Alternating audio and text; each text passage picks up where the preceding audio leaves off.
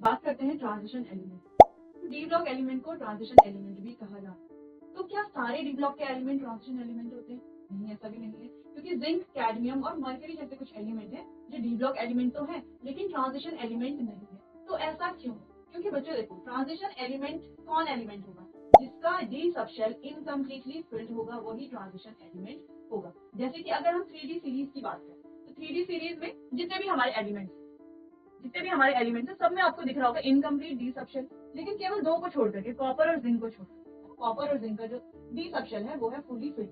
जिस वजह से कॉपर और जिंक को होना चाहिए था, क्या होना चाहिए था? ट्रांजिशन एलिमेंट नहीं होना चाहिए।